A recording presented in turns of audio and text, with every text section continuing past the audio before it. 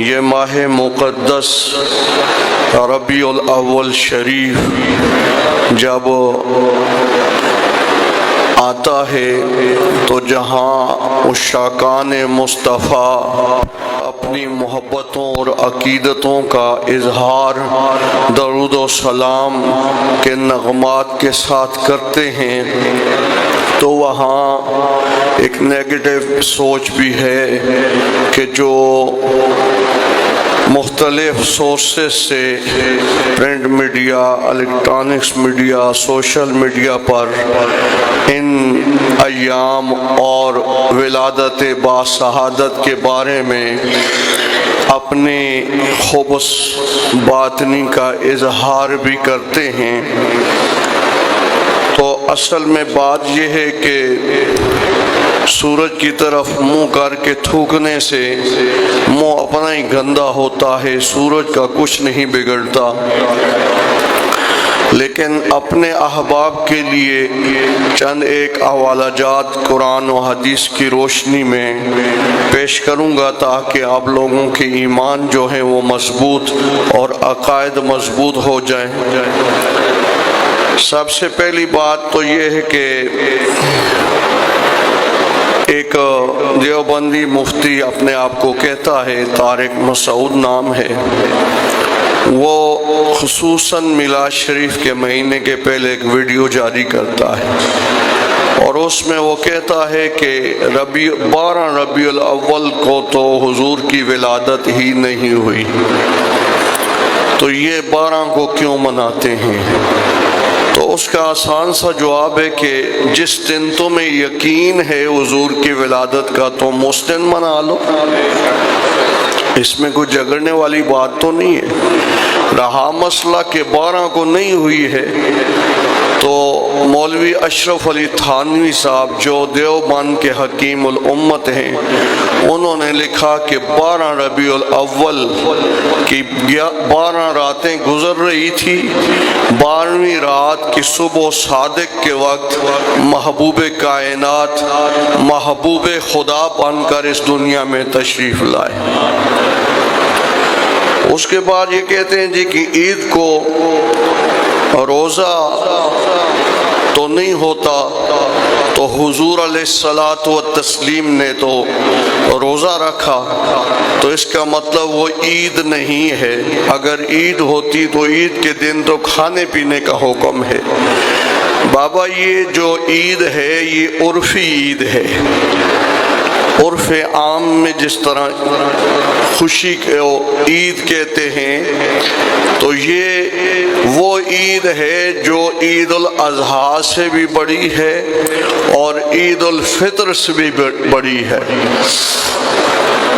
اس کے بارے میں واضح احادیث مبارکہ ہے کہ محبوب کائنات صلی اللہ علیہ وسلم سے نے فرمایا، حضرت ابی لبابہ بن عبد المنذر سے روایت ہے مشکات شریف کے اندر، فرماتے ہیں کہ آقا صلی اللہ علیہ وسلم نے فرمایا ان یوم الجمعۃ سید الایام، یہ جمعہ جو ہے یہ کیا ہے؟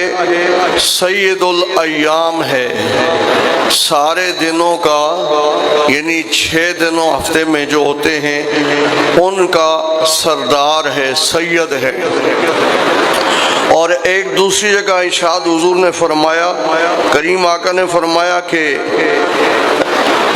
یوم الجمعہ تو عید المؤمنین، یہ جمعہ جو ہے یہ مومنین کی عید ہے۔ اب صحابہ نے پوچھا کہ یا رسول اللہ صلی اللہ علیہ وسلم، یہ جو عید ہے یہ عید الاضحیٰ سے بھی بڑی عید ہے اور عید الفطر سے بھی بڑی عید ہے؟ تو کریم آقا نے فرمایا وَأَعْظَمُهُمَا عِنْدَ اللَّهِ هو اعظم عند اللہ من یوم الاضحیٰ و یوم الفطر، فرمایا ہاں اللہ کے نزدیک یہ جو عید ہے عید الفطر اور عید الاضحیٰ سے بھی بڑی عید ہے۔ یا رسول اللہ صلی اللہ علیہ وسلم، ہمارے ماں باپ آپ پر فدا ہوں، یہ عید الفطر اور عید الاضحیٰ سے بھی بڑی عید ہونے کا شرف جو اس جمعے کو ملا ہے، کس وجہ سے ملا ہے؟ آئیے دیکھتے ہیں۔ فرمایا اس وجہ سے ملا ہے کہ خلق اللہ فی آدم واحبط اللہ فیہ آدم الی الارض وفیہ توفی اللہ آدم۔ فرمایا یہ اس وجہ سے بڑی عید ہے، عید الفطر سے بھی اور عید الاضحیٰ سے بھی، کہ اس دن اللہ رب العزت نے آدم علیہ السلام کی تخلیق بھی کی ہے۔ اسی دن اللہ نے جمعے کے دن آدم علیہ السلام کو زمین پر بھی اتارا ہے، اور اسی دن آدم علیہ السلام کی وفات بھی ہوئی ہے۔ تو یہاں جو لوگ کہتے ہیں نا کہ 12 کو تو وصال ہے تو غم منانا چاہیے، یہ حدیث نفی کر رہی ہے کہ نبی کی آمد پہ بھی خوشی منانی چاہیے، نبی کے وصال پر بھی خوشی منانی چاہیے۔ عید کہنا چاہیے اس دن کو، اس لیے کہ نبی جو ہوتا ہے، حضور فرماتے ہیں حیاتی خیر لکم و مماتی خیر لکم، میرا تمہارے اندر رہنا بھی خیر ہے اور تمہیں چھوڑ کے اپنے رب کی طرف چلے جانا بھی خیر ہے۔ تو خیر پر کوئی بھی جو ہے عقل رکھنے والا ذی شعور جو ہے وہ خیر پر کبھی ماتم نہیں کرتا، افسوس نہیں کرتا، اور خیر پر کبھی وہ پریشان نہیں ہوتا، بلکہ عقل کا بھی تقاضا یہی ہے کہ معاشرے کا بھی تقاضا یہی ہے کہ جب خیر ملے تو خوشیاں منایا کرو۔ تو پتہ یہ چلا کہ جس دن آدم کی تخلیق ہوئی جمعہ کا دن تھا، جس دن آدم کو زمین پہ اتارا گیا جمعے کا دن تھا، اور جس دن آدم علیہ السلام کا وصال ہوا جمعے کا دن تھا۔ تو یہ عید الاضحیٰ اور عید الفطر سے بھی بڑی عید بن گئی۔ تو بتاؤ نا، جو حضور فرماتے انا سید ولد آدم، جو محبوب خدا، محبوب کائنات سیدنا آدم علیہ السلام کے بھی شفیع ہیں اور تمام انبیاء کے امام اور سردار بھی ہیں، تو آدم جس دن پیدا ہو، دنیا میں تشریف لائے، دنیا سے جائے، وہ دن عید الاضحیٰ سے اور عید الفطر سے بڑی ہے۔ تو جس دن محبوب خدا خاتم النبیین کا تاج پہن کر اس دنیا میں آئے، رحمت للعالمین کی اوڑھنی لے کے اس دنیا میں تشریف لائے، اور پھر وہ دن کتنا بڑا عظمت والا ہوگا، کتنا بڑا ہوگا۔ تو اس دن کو عید منانے سے روکنے سے صرف ایک ہی بات سمجھ آتی ہے کہ حضور کی محبت دلوں سے نکالی جائے۔ کیوں؟ اس لیے کہ ان کے بڑوں نے جو ہے وہ انگریزوں کے نمخوار تھے، اور انہوں نے انگریزوں سے بڑے پیسے کھائے اس معاملے میں کہ ہم اپنی زندگی نہیں بلکہ قیامت تک ہماری نسلیں بھی جو تمہارا کھا رہے ہیں اس کا معاوضہ اس صورت میں چکائیں گے کہ ہم ہر موڑ پر حضور کی عظمت کے آگے دیوار بن کے کھڑے ہو جائیں گے۔ ورنہ مجھے بتائیں، میلاد النبی صلی اللہ علیہ وسلم کا مہینہ آتا ہے، ہر آدمی درود شریف پڑھنا شروع کر دیتا ہے، جلوس میں درود و سلام ہوتا ہے، جلسوں میں درود و سلام، قرآن اور احادیث پڑھی جاتی ہے۔ اس میں کون سی چیز ہے جو بدعت اور برائی ہے؟ کون سی قرآن پڑھا جاتا ہے؟ کیا قرآن پڑھنا بدعت ہے؟ احادیث پڑھنا بدعت ہے؟ درود و سلام پڑھنا بدعت ہے؟ شرک ہے؟ نہیں، پتہ یہ چلا کہ ان کا مقصد اور مدعا کچھ اور ہے۔ تو اس لیے حضور کا ذکر مبارک کبھی مذموم نہیں ہوتا، یہ محمود ہے، ہر لحاظ سے محمود ہے۔ اس لیے اللہ نے نمازوں کے اوقات بتائے ہیں اور فرمایا ان الصلاۃ کانت علی المؤمنین کتابا موقوتا، نماز تمہارے اوپر میں نے مقرر اوقات پر فرض کی ہے۔ حج کا مقرر وقت ہے، زکوٰۃ کا مقرر وقت ہے، ہر چیزوں کے لیے وقت اللہ نے مقرر کیا ہے۔ لیکن اپنے محبوب کی جب باری آئی تو درود و سلام بھیجنے پر اللہ نے کوئی ٹائم مقرر نہیں کیا۔ فرمایا صلو، ہر وقت پڑھو، اذان سے پہلے پڑھو، بعد میں پڑھو، نماز کے بعد پڑھو، چلتے پھرتے پڑھو، جلوسوں جلسوں میں پڑھو، جس وقت تمہارا دل چاہے اسی وقت پڑھو، اس کا کوئی وقت نہیں ہے۔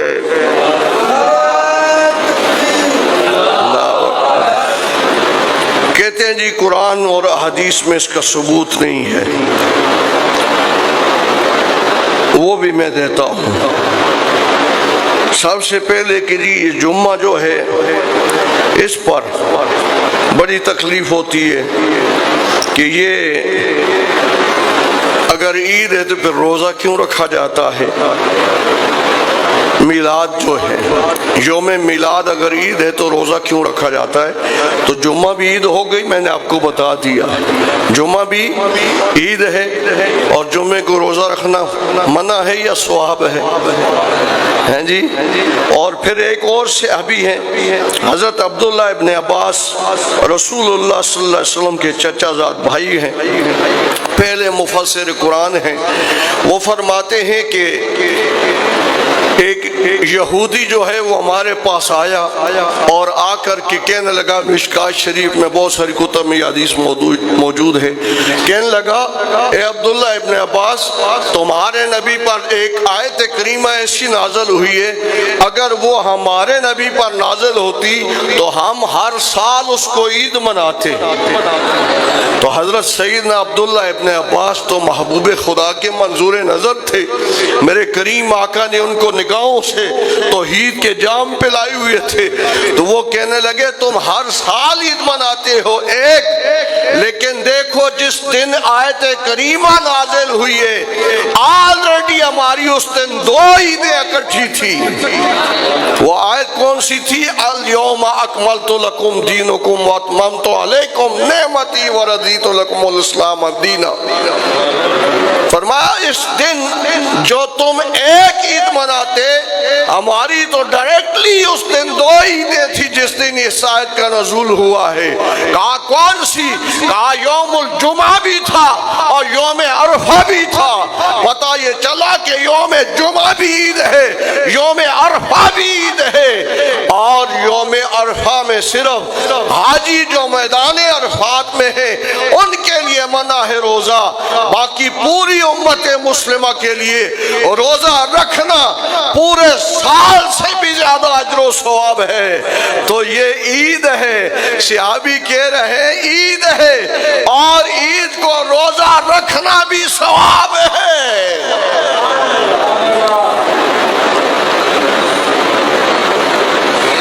جی یہ صحابہ نے نہیں منایا،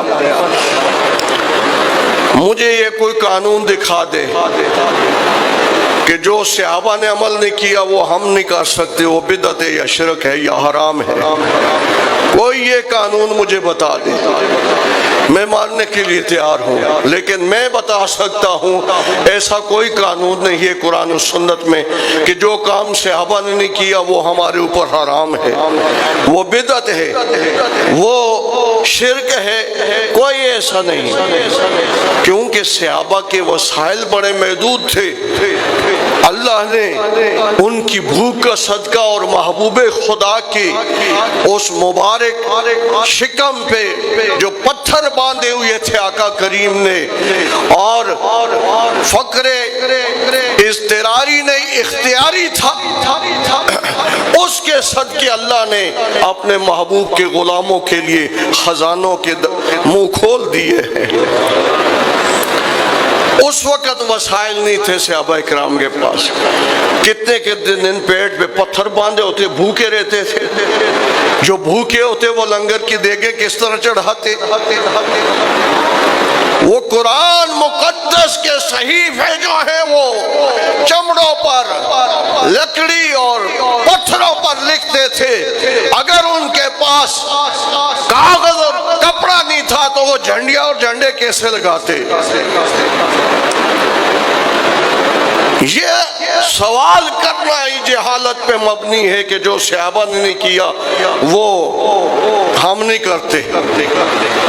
بھائی صحابہ نے خوشیاں منائی ہیں، انداز مختلف تھا، انداز جدا تھا خوشیاں منانے کا، وہ میں آگے چل کے صحیح احادیث میں بتاؤں گا کہ صحابہ نے خوشی حضور کے آنے کی منائی ہے کہ نہیں منائی ہے۔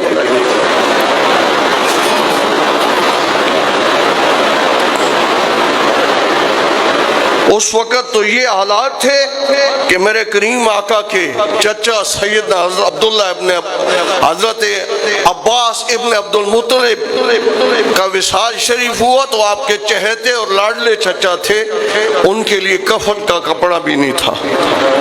جن کے لیے کفن کا کپڑا نہ ہو وہ بینر لگا سکتے، جھنڈے لگا سکتے۔ یہ امحاکانہ سوال ہے کہ جی صحابہ نے یہ نہیں کیا تو ہم بھی نہیں کرتے، یہ بدعت ہے کیونکہ صحابہ نے نہیں کیا۔ یہ قانون نہیں ہے، کسی مسلک میں بھی یہ قانون نہیں ہے کہ جو کام صحابہ نے نہیں کیا تم نہیں کر سکتے، بدعت ہے، شرک ہے، حرام ہے۔ صحابہ کے دور میں یہ عالیشان مسجدیں نہیں تھی، صحابہ کے دور میں بجلی نہیں تھی، صحابہ کے دور میں لگژری گاڑیاں نہیں تھی، صحابہ کے دور میں اتنے قیمتی آئی فون نہیں تھے۔ یہ ساری بدعتیں ہیں، کیوں استعمال کرتے ہو؟ اور جی یہ جو لڑیاں لگاتے ہیں، خرچے کرتے ہیں میلاد پر، اس میں ایک لڑکی کی شادی، یتیم بچی کی شادی ہو سکتی ہے۔ تو میں نے کہا یہ تو جو گھر میں لائٹیں لگاتا ہے 1000 روپے کی لائٹ لگائے گا، 1000 میں تو شادی نہیں ہوتی، لیکن تیرے پاس جو لگژری گاڑی ہے نا اس کو بیچ کر ایک چھوٹی سی گاڑی 2-4 لاکھ روپے کی لے لے، باقی جتنے بچتے ہیں 50 لاکھ بچتا ہے، 30 بچتا ہے، جتنا بچتا ہے وہ اس سے کتنے غریبوں کی بچیوں کی شادیاں ہو سکتی ہیں۔ غیرت کرنا، میلاد پر تجھے غریب کی بچیاں نظر آتی ہیں۔ کعبے کا غلاف ریشم سے بنا ہوا ہے، ٹنوں کے حساب سے سونا اور چاندی لگتی ہے، ادھر غریب کی بچیاں نہیں یاد آتی، ہر سال بدلایا جاتا ہے۔ نہ کسی صحابی سے ثابت ہے ایسا غلاف ریشم اور سونا اور چاندی سے مرصع کر کے لگانا، ہر سال بدلنا، نہ رسول اللہ سے ثابت ہے صلی اللہ علیہ وسلم۔ یہ مت کہو کہ یہ صحابہ نے نہیں کیا ہے تو ہم نہیں کرتے، یہ بدعت شرک ہے، یہ قاعدہ ہی غلط ہے۔ ہمارے لیے وہ ناجائز حرام ہے، بدعت شرک ہے جس کے بارے میں محبوب خدا نے منع کیا ہو، جس کے بارے میں حضور نے حکم دیا ہو، ہمارے لیے سنت ہے، اور جس کے بارے میں خاموشی اختیار کی ہو ہمارے لیے مستحب ہے۔ کسی ایک روایت میں بتا دو کہ حضور نے منع کیا ہو کہ میرے آنے کی خوشی نہ منائی جائے۔ میں بتاتا ہوں کہ حضور علیہ الصلاۃ والتسلیم کے آنے کی خوشیاں صحابہ نے منائی ہیں۔ اب قرآن کی آیات بینات صرف میں آپ کو بتاتا ہوں چند۔ اللہ فرماتا ہے کل، سورہ یونس سے، محبوب آپ فرما دو۔ یہ کون کہہ رہا ہے؟ اللہ کہہ رہا ہے نا، کس کو؟ اپنے محبوب کو۔ محبوب آپ فرما دیجئے بفضل اللہ وبرحمتہ، اللہ کا فضل اور اس کی رحمت مل جائے، فَلْيَفْرَحُوا، خوشیاں مناؤ۔ کیا کرو؟ فَلْيَفْرَحُوا، خوشیاں مناؤ۔ سورہ یونس ہے، پڑھو جا کے گھر میں، قرآن پڑھو، اللہ کہتا ہے فضل اور رحمت ملے تو خوشیاں مناؤ.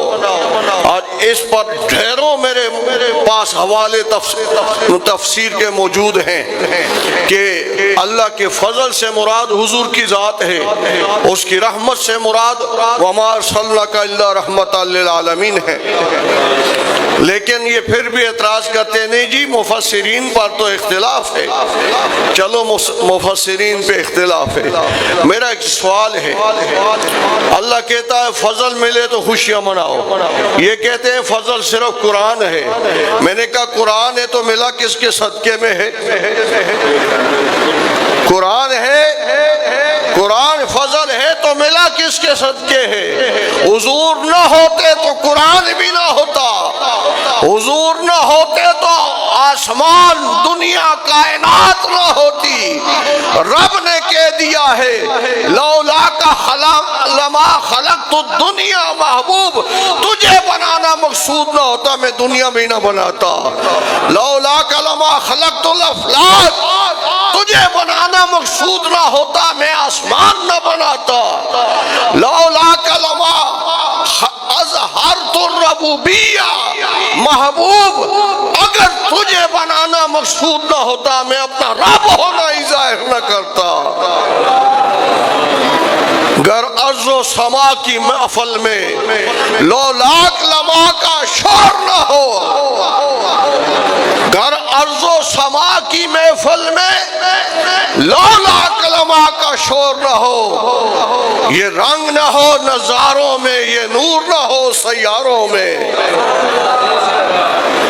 یہ دنیا کے حسین نظاروں کے رنگ اور دنیا کے اندر یہ نور جو پھیلا ہوا ہے ہر طرف سے، یہ سارا اور سارا محبوب خدا کے آنے کی وجہ سے ہے.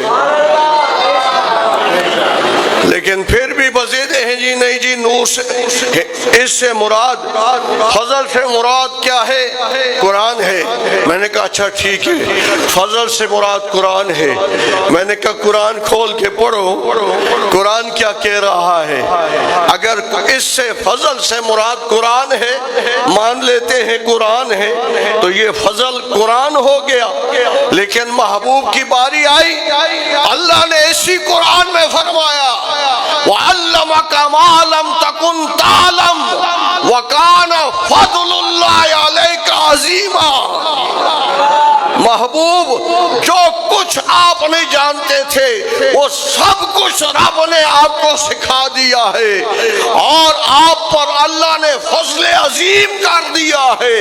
اور فضل قرآن ہے تو قرآن کے آنے کی خوشی مناؤ. لیکن دیکھو جس پہ نازل ہوا ہے وہ فضل عظیم ہے. اس فضل عظیم پر کیا سوگ منایا جائے کہ جی صحابہ نے نہیں کیا ہے جی. قرآن فضل ہے. قرآن کیا ہے؟ فضل ہے. محبوب خدا صاحب قرآن فضل عظیم ہے. وَبِرَحْمَتِهِ، اور جی یہ رحمتی ہی جو ہے یہ قرآن ہے، یہ قرآن ہے. اس سے مراد کہ اللہ کا فضل بھی قرآن ہے، اس کی رحمت بھی قرآن ہے. میں نے کہا ہمارا مزاج ایسا نہیں ہے کہ ہم نہ مانیں، یہ تو تمہارا مزاج ہے. ہم کہتے ہیں ٹھیک ہے فضل سے مراد قرآن، تو جس پہ قرآن نازل ہوا وہ فضل عظیم ہے، فضل عظیم ہے. اب فضل عظیم کا میں ترجمہ قرآن سے کر دوں تاکہ آپ کی تھوڑی سی سمجھ زیادہ ہو جائے، آپ کے عقلوں میں یہ بات آ جائے. اللہ کہتا ہے کل متاع الدنیا قلیل، دنیا اور دنیا کی ساری نعمتیں تھوڑی ہیں. اللہ کے نزدیک دنیا اور دنیا کی ساری نعمتیں قلیل تھوڑی ہیں. لیکن اپنے محبوب کی باری آئی تو فرمایا نا اعطیناک کل کوثر، محبوب ہم نے آپ کو کثیر عطا کیا ہے. رب کی نظر میں دنیا کی نعمتیں تھوڑی ہیں، محبوب کو جو عطا کیا وہ اس سے کثیر ہے. دنیا اور دنیا کی نعمتیں تھوڑی ہیں، رب نے اپنے محبوب کو جو فضل عطا فرمایا وہ عظیم ہے۔ وَبِرَحْمَتِهِ، اور فرمایا کہ رحمت مل جائے۔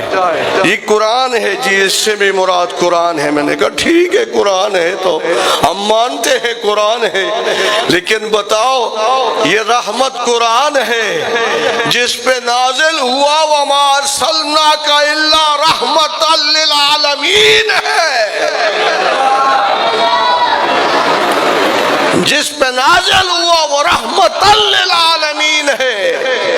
قرآن تو اپنوں کے لیے رحمت ہے نا، غیروں کے لیے نہیں ہے، کافروں کے لیے، یہودیوں نصرانیوں کے لیے، لیکن میرا محبوب ہر کسی کے لیے رحمت ہے۔ آج دیکھ لو یہود و نصارہ کیا کر رہے ہیں، ان کی شکلیں نہیں مسخ ہو رہی، آسمان پہ پتھر نہیں برسائے جا رہے، عذاب الہی نہیں آ رہا، کیوں؟ اس لیے وَمَا أَرْسَلْنَاكَ إِلَّا رَحْمَةً لِلْعَالَمِينَ، حضور جو موجود ہیں، حضور کی رحمت کی وجہ سے یہ سب کچھ ہو رہا ہے۔ تو قرآن رحمت ہے، حضور رحمت للعالمین ہے۔